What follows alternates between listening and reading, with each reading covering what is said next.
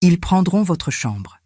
Ils méritent le confort. » Quand ma belle-fille Céline m'a dit ces mots, j'ai senti mon sang se glacer dans mes veines. Ce n'était pas juste une chambre. C'était ma chambre, dans ma maison. La maison que j'ai construite pendant 40 ans avec mon défunt mari Pascal.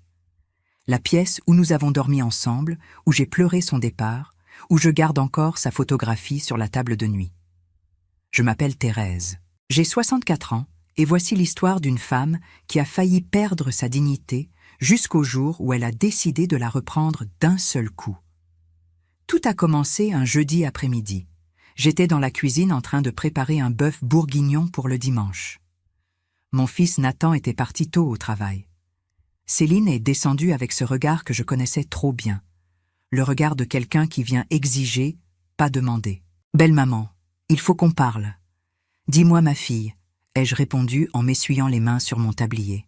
« Mes parents vont venir vivre ici. Ils ne peuvent plus garder leur appartement et cette maison est grande. Il y a de la place. » Mon cœur s'est serré. Vivre ici, oui, ici. De toute façon, il y a des chambres qui ne servent à rien. J'ai senti un nœud dans mon estomac.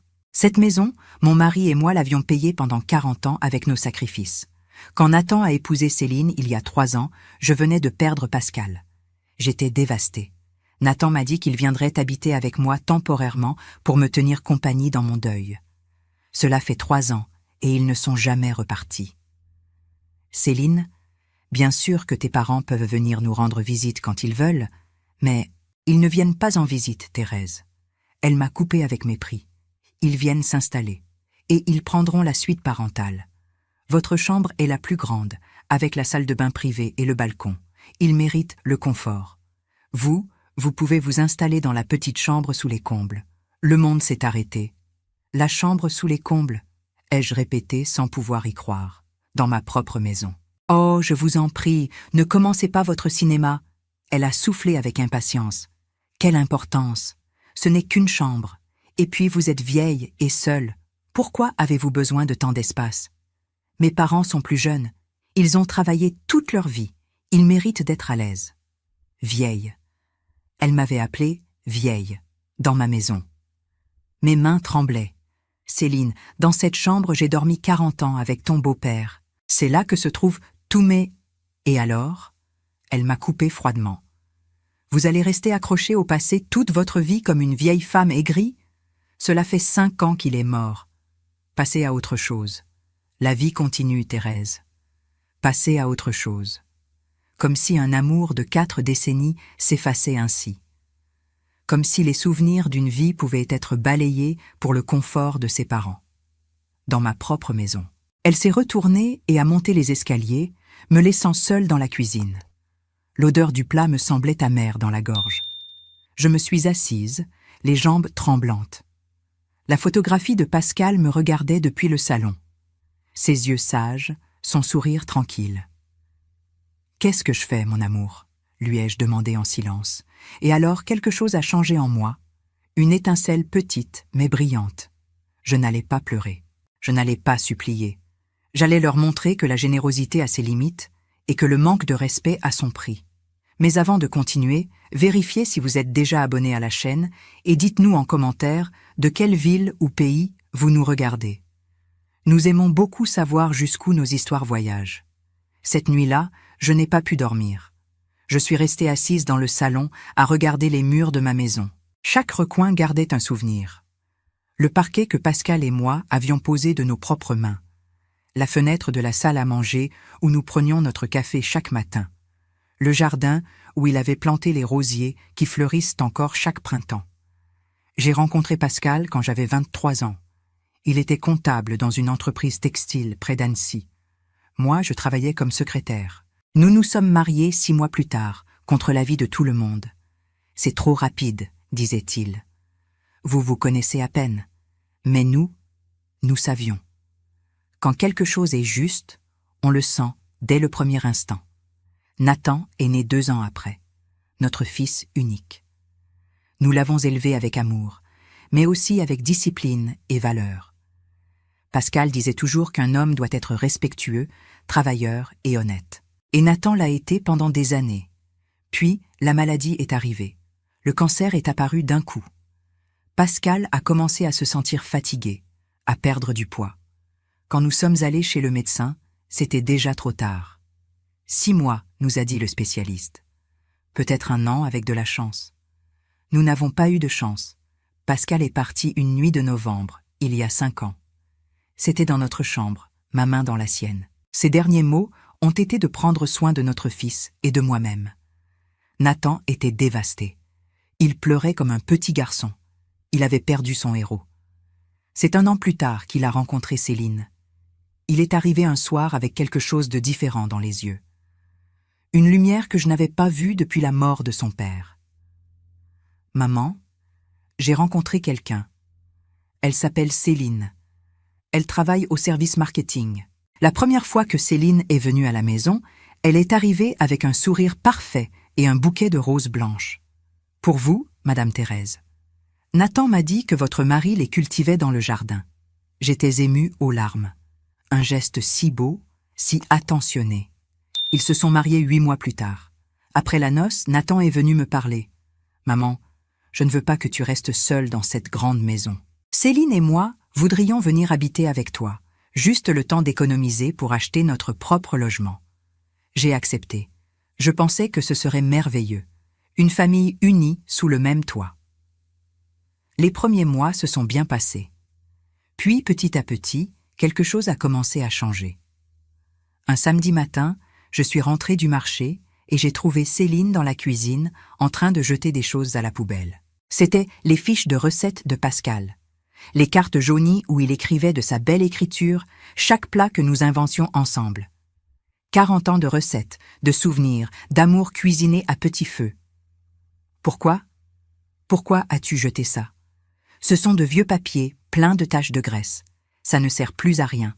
De toute façon, maintenant il y a Internet. Je me suis agenouillée près de la poubelle et j'ai récupéré les fiches. Certaines étaient froissées, d'autres déchirées. Mais je n'ai rien dit. C'était la première fracture. Le premier moment où j'aurais dû réagir. Mais je ne l'ai pas fait parce que j'avais peur. Peur qu'il parte. Peur de me retrouver seule. Alors j'ai avalé ma douleur, j'ai rangé les fiches et j'ai commencé à cuisiner des choses modernes, comme Céline le voulait. Le vendredi matin, 2 jours avant l'arrivée prévue des parents de Céline, je me suis réveillée avec une clarté étrange. Nathan était déjà parti au travail. Céline dormait encore. La maison était silencieuse. Je suis descendue préparer du café. Sur le comptoir de la cuisine se trouvait le téléphone de Céline. Elle l'avait oublié là la veille. L'écran s'est allumé avec une notification. Ce n'était pas mon intention de regarder, mais ce que j'ai vu m'a glacé le sang. C'était un message de sa mère. Il disait ceci. « Tu as dit à la vieille de nous donner la chambre? Dis-lui que Nathan partira avec vous si elle refuse. Cette idiote fait tout pour ne pas rester seule. Je suis restée paralysée devant cet écran. Cette idiote. » C'est ainsi qu'elle parlait de moi dans mon dos. Et le pire, c'est qu'elles avaient raison. J'avais fait n'importe quoi pour ne pas me retrouver seule. Mais c'était terminé. J'ai reposé le téléphone exactement où il était et je suis montée dans ma chambre. J'ai fermé la porte à clé et j'ai pleuré. De rage, de honte, de douleur. 1 heure plus tard, j'ai entendu des pas dans le couloir. Céline s'était réveillée. J'ai entendu sa voix au téléphone. « Oui, maman, tout se passe comme prévu. Dimanche, ils emménagent. Non, la vieille ne fera rien. Elle est trop lâche. Je te dis que Nathan est complètement de mon côté. Je le mène par le bout du nez. » Mon cœur battait si fort que je pensais qu'il allait sortir de ma poitrine. Est-ce que je me sens coupable? Elle a ri. Pourquoi? C'est sa maison. Et alors? Elle a déjà vécu sa vie. Maintenant, c'est notre tour. Et puis, papa, réfléchis bien. Cette maison vaut beaucoup d'argent. Si on arrive à la mettre tellement mal à l'aise qu'elle parte en maison de retraite, Nathan pourra la vendre. Et nous, on récupère tout. Je sentais le sol bouger sous mes pieds. Récupérer tout. C'était donc le plan. Ce n'était pas juste me prendre ma chambre. C'était me prendre ma maison. Me pousser jusqu'à ce que je parte ou que je meure. Bien sûr que Nathan ne sait rien, a continué Céline. Il croit que j'aime sa mère. Il est tellement naïf. Mais c'est comme ça que je l'aime. Un homme qui ne pose pas de questions est un homme facile à manipuler. Cet après-midi-là, je suis sortie au jardin, vers les rosiers que Pascal avait plantés. Je me suis assise sur le banc de pierre où nous nous asseyions ensemble chaque soir. Et là, parmi les roses, j'ai vu quelque chose que je n'avais pas remarqué avant. Plusieurs plantes étaient sèches, mortes, comme si quelqu'un y avait versé quelque chose. Je me suis approchée. L'odeur était reconnaissable. De l'eau de Javel. Céline avait tué les rosiers de Pascal avec de l'eau de Javel. Ce n'était pas un accident, c'était intentionnel. Ce soir-là, j'ai appelé Maître Beaumont, le notaire. Un vieil ami de Pascal qui nous avait aidés quand nous avions acheté cette maison. « Thérèse, que se passe-t-il? J'ai besoin que vous veniez dimanche à 10 heures. Et apporter le titre de propriété de ma maison ainsi qu'un contrat. » Un contrat de quel type? J'ai souri. Pour la première fois depuis longtemps, j'ai vraiment souri. Un contrat de location. Nous allons mettre un prix sur le manque de respect. Le samedi s'est levé sous un ciel gris, comme si le temps savait ce qui allait se passer. Je suis restée dans ma chambre une bonne partie de la matinée. Je ne voulais pas voir Céline. Je ne voulais plus faire semblant. J'avais besoin de garder mes forces pour le lendemain. J'ai entendu Nathan partir jouer au football avec ses amis, comme chaque samedi. La maison est restée seule avec Céline et moi. J'étais assise sur mon lit quand j'ai entendu des voix en bas. Céline parlait encore au téléphone et ne prenait pas la peine de baisser la voix. « Oui, papa, demain matin. Tout est arrangé. » Non, la vieille ne fera rien. Elle est trop heureuse. Je te dis que Nathan est complètement de mon côté. Je me suis approchée de la porte de ma chambre. Je l'ai laissée entr'ouverte pour mieux entendre. Est-ce que c'est facile de la manipuler? Elle a ri. Tu n'imagines pas à quel point. Il suffit de la faire culpabiliser et elle fait tout ce qu'on veut. Nathan ne se rend compte de rien. Il est tellement occupé à travailler qu'il ne fait même pas attention. J'ai sorti mon téléphone et j'ai commencé à enregistrer. Dimanche à 10 heures, amenez tout. Vêtements, meubles, ce que vous voulez. Cette maison sera la vôtre maintenant. Et la vieille, eh bien, si la chambre de bonne ne lui plaît pas, il y a de très bonnes maisons de retraite par ici. Nathan peut lui en payer une. Elle a raccroché et j'ai entendu ses pas monter les escaliers. J'ai vite fermé la porte de ma chambre. Je me suis assise sur le lit en tremblant. Ce n'était pas juste un manque de respect. Ce n'était pas juste de la maltraitance. C'était un plan froidement calculé pour s'emparer de ma maison, de ma vie. J'ai regardé la photographie de Pascal sur ma table de nuit. Ses yeux sages me regardaient. « Tu vois, mon amour, lui ai-je murmuré. Tu vois ce que j'ai laissé entrer dans notre maison? » Pascal disait toujours que la bonté sans limite est une faiblesse et que la faiblesse invite à l'abus. J'avais été trop bonne, trop silencieuse. Il était temps de leur rappeler qui était la propriétaire de cette maison. Cet après-midi, je suis sortie au jardin, vers les rosiers morts. Je me suis agenouillée à côté d'eux et j'ai touché les feuilles sèches. « Pardonne-moi de ne pas les avoir protégés, leur ai-je dit à voix basse. Pardonne-moi d'avoir laissé quelqu'un les tuer. Mais alors j'ai vu quelque chose. Parmi les plantes mortes, il y avait une nouvelle pousse, petite, verte, luttant pour sortir de terre. Un rosier qui refusait de mourir. C'était moi. Une femme qu'on avait essayé de dessécher, qu'on avait essayé de tuer petit à petit, mais qui avait encore de la vie en elle. Ce soir-là, j'ai préparé mes vêtements pour le lendemain. Mon beau tailleur bordeaux, celui que Pascal m'avait offert pour notre 30e anniversaire de mariage. Nathan est rentré tard. Il avait l'air fatigué du football. Céline lui a servi le dîner pendant qu'elle parlait sans arrêt de l'arrivée de ses parents. « Tu as fait tes cartons, maman ?» m'a demandé Nathan soudainement. Le silence a rempli la cuisine. « Oui, mon fils, tout est prêt pour demain. » Céline a souri, un sourire de victoire. Elle pensait avoir gagné. Le dimanche s'est levé avec un soleil radieux, ironique, comme si l'univers ne savait pas que ce jour allait tout changer. Je me suis levée à 6 heures du matin. Je me suis baignée calmement. J'ai enfilé mon tailleur bordeaux, celui que Pascal m'avait offert.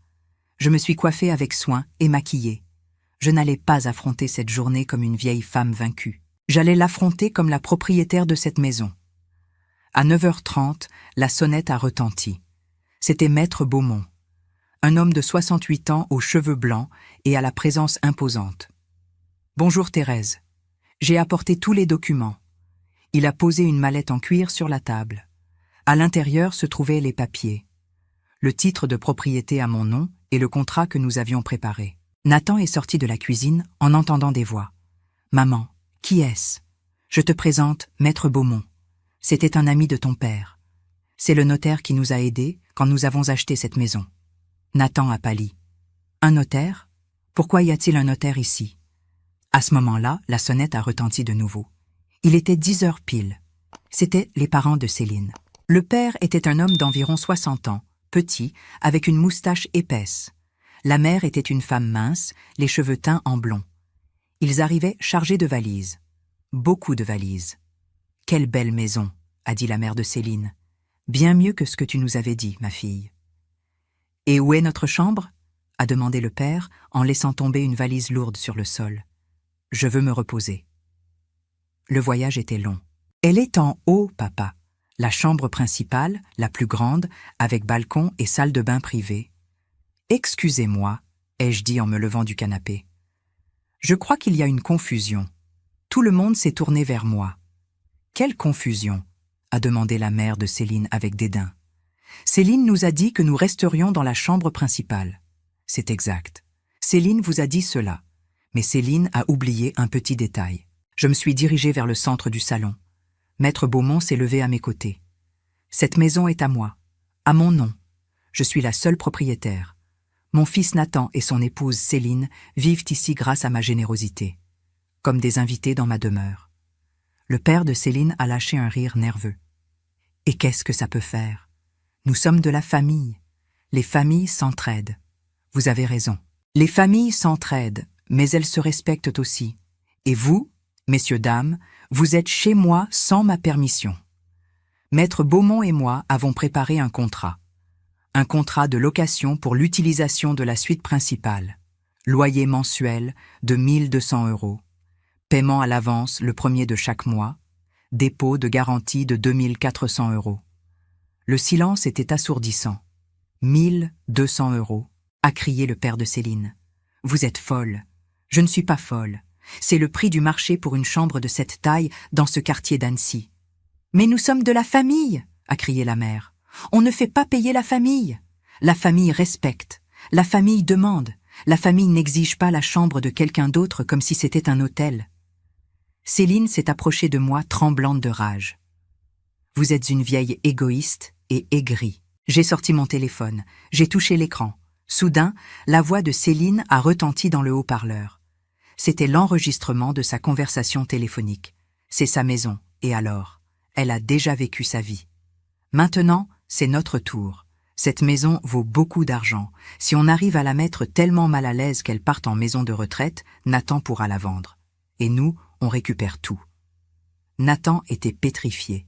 Bien sûr que Nathan ne sait rien. Il croit que j'aime sa mère. Il est tellement naïf. J'ai éteint le téléphone. Les yeux de mon fils étaient remplis d'horreur. Les parents de Céline ont pris leurs valises et sont partis sans se retourner. Céline est montée dans sa chambre furieuse. Je suis restée seule avec Nathan dans le salon. Pardonne-moi, maman. Pardonne-moi d'avoir été si aveugle. Les semaines qui ont suivi ont été étranges. Nathan ne parlait pas beaucoup. Il partait tôt au travail et rentrait tard. Il portait le poids d'avoir découvert qui était vraiment la femme qu'il avait épousée. Un soir, il est venu frapper à la porte de ma chambre. « Maman, je peux entrer ?»« Bien sûr, mon fils. » Il s'est assis au bord de mon lit. Il avait les mains entre les genoux, comme quand il était petit et venait me confier quelque chose. Je ne sais pas quoi faire. J'ai parlé avec elle. Je lui ai demandé pourquoi. Pourquoi elle a menti. Pourquoi elle t'a traité ainsi. Elle m'a dit que tu avais tout exagéré, que l'enregistrement était sorti de son contexte. Mais j'ai entendu cet enregistrement, maman. Ses mots, son ton. Il n'y avait rien hors contexte. Il s'est essuyé les larmes du revers de la main. Elle m'a dit que si je ne la soutenais pas, elle partirait. Et je lui ai dit que tu n'avais rien à te reprocher, que cette maison est la tienne, que tu as toujours été généreuse avec nous. Je l'ai pris dans mes bras. Mon fils, mon garçon, perdu dans les mensonges de quelqu'un qui ne l'aimait pas vraiment.